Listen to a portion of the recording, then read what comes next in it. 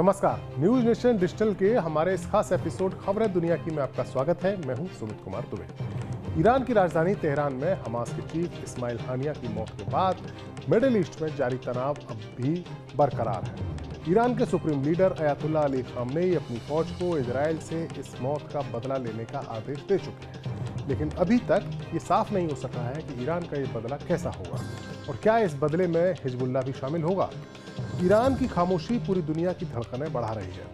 वहीं अमेरिकी president Joe Biden ने एक बड़ा दावा किया है। बाइडेन का कहना है कि अगर गाजा में हमास के खिलाफ चल रही इजराइल की जंग रुक जाती है, यानी युद्ध विराम हो जाता है और हमास की कैद में मौजूद बंधकों की रिहाई की डील हो जाती है, तो ईरान बदला लेने का इरादा छोड़ सकता है। हमारे आज के इस एपिसोड में हम बात करेंगे कि बाइडेन के इस बयान के क्या मायने हैं, क्या वो इजराइल पर दबाव बना रहे हैं, और अगर युद्ध विराम नहीं होता है तो इजराइल को बचाने के लिए अमेरिका की तैयारी कैसी है। तो वहीं दूसरी ओर ईरान के इरादे क्या हैं। साथ ही आपको उस खबर से भी रूबरू कराएंगे जिसके मुताबिक ईरान ने अपना न्यूक्लियर बॉम्ब बनाने की तैयारी शुरू कर दी है। लेकिन पहले बात बाइडेन के बयान की। मंगलवार को बाइडेन से जब एक सवाल पूछा गया कि क्या उन्हें उम्मीद है कि गाजा युद्ध विराम समझौता होने पर ईरान इजराइल पर जवाबी हमला नहीं करेगा, तो उनका कहना था, यही तो मेरी भी उम्मीद है। वही न्यूज एजेंसी रॉयटर्स ने खबर दी है। उस खबर के मुताबिक ईरान के 3 सीनियर अधिकारियों का हवाला दिया गया है और कहा गया है कि उन अधिकारियों का मानना है कि गाजा में सीज फायर समझौता होते ही ईरान इजराइल के खिलाफ सीधे हमले से रुक सकता है, सीधा हमला नहीं करेगा। यानी एक तरह से कहा जाए तो ये इजरायली पीएम बेंजामिन नेतन्याहू पर दबाव डालने का हथकंडा भी है, क्योंकि अब तक जो डेवलपमेंट हुए हैं मिडिल ईस्ट में, उनके मुताबिक ऐसा माना जा सकता है, अगर सारी बातों को एक साथ रख के देखा जाए और डॉट्स कनेक्ट की जाए, तो ऐसा माना जा सकता है कि नेतन्याहू किसी भी कीमत पर हमास के साथ सीज फायर नहीं चाहते हैं। यहाँ तक कि वो अपनी फौज के जनरल्स और अपने रक्षा मंत्री की राय को भी ठुकरा चुके हैं, उससे तवज्जो नहीं दे रहे हैं। ऐसे कयास लगाए जा रहे हैं कि नेतन्याहू की कोशिश है कि किसी भी तरह अमेरिका को सीधे ईरान से भिड़ा दिया जाए।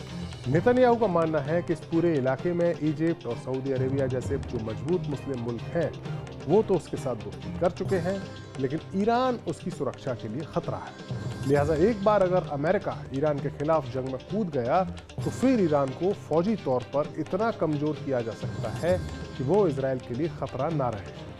अमेरिका भी नेतन्याहू के इस प्लान को समझ रहा है और इसीलिए वो चाहता है कि ईरान का इंतकाम एक बड़ी जंग में तब्दील ना हो। कुछ मीडिया रिपोर्ट्स में तो यहाँ तक दावा किया गया है कि पहली बार अमेरिका और ईरान के बीच हॉटलाइन स्थापित की गई है, यानी अगर कोई आपात स्थिति पैदा होती है तो किसी भी कंफ्यूजन से बचने के लिए दोनों देशों के लीडर्स सीधी बातचीत कर सकते हैं, चाहे वो पॉलिटिकल लीडर्स हों या फिर मिलिट्री लीडर हों। ईरान को भी इस बात का एहसास है कि इजराइल ने तेहरान में हानिया को मारकर उसे एक मुश्किल हालात में फंसा दिया है। ईरान हमेशा से ही अपने आप को इस्लामिक वर्ल्ड के लीडर के तौर पर पेश करता आया है और अब ऐसे में उसी की धरती पर हमास के लीडर की हुई मौत ने उसकी क्षमता पर भी कई सवाल खड़े कर दिए हैं। हानिया पर हुआ हमला ईरान की अपनी धरती पर हुआ है। ऐसे में ये ईरान के लिए ज़्यादा बड़ा झटका है। ईरान के सुप्रीम लीडर खामनेई ने इसे ईरान पर सीधा हमला बताया और ईरान की फौज को इजराइल पर सीधा हमला करने का आदेश भी जारी किया, ऐसा कई मीडिया रिपोर्ट्स में बताया गया। अमेरिकी अखबार द न्यूयॉर्क टाइम्स में छपी हुई खबर के मुताबिक ईरान अगर हमला करता है तो वो इजराइल को और भी ज़्यादा बड़ा हमला करने के लिए उकसा सकता है। फिर इसके बाद जो युद्ध छिड़ेगा उसे रोकना ईरान के वश की बात नहीं होगी, वो रुकेगा नहीं। ईरान फिलहाल एक ऐसी स्थिति में है जहां उसके पास कोई ज़्यादा बेटर ऑप्शन मौजूद नहीं है। ये रिपोर्ट बताती है कि ईरान के नए प्रेसिडेंट पेजेश्कियान को एक लिबरल लीडर के तौर पर देखा जाता है।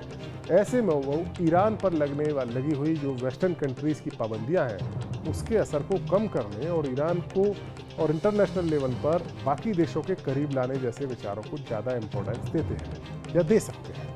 इस समय ईरान किसी भी हमले से पहले सोच समझकर आगे बढ़ना चाहता है, क्योंकि अगर वो इजराइल पर सीधा हमला करता है तो ये एक बहुत ही घातक और तगड़ा युद्ध शुरू हो जाएगा। ईरान ऐसा कभी नहीं चाहेगा कि वेस्टर्न कंट्रीज़ के साथ उसकी बातचीत के सारे दरवाजे बंद हो जाएं, लेकिन ये तो सिर्फ कयासबाजी ही है। हानिया की मौत का बदला लेने और इजराइल को सबक सिखाने के लिए ईरान की क्या प्लानिंग है, ये तो बस ईरान के जनरल्स को ही पता होगा। ईरान की लीडरशिप को ये पता है कि अगर अमेरिका इस जंग में सीधे तौर पर कूदता है तो उसके मुल्क के लिए परेशानी खड़ी हो सकती है, ईरान के लिए। और हो सकता है कि इस बार ये बड़ी जंग टल भी जाए, लेकिन नेतन्याहू के आक्रामक तेवरों के मद्देनजर आज नहीं तो कल अमेरिका के साथ ईरान के सीधे संघर्ष की नौबत आ सकती है।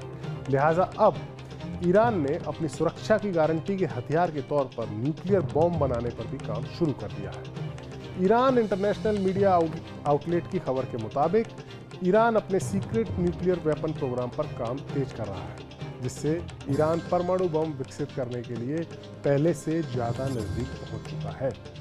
ईरान परमाणु बम डेटोनेटर के उत्पादन के लिए फिर से परीक्षण शुरू करने वाला है।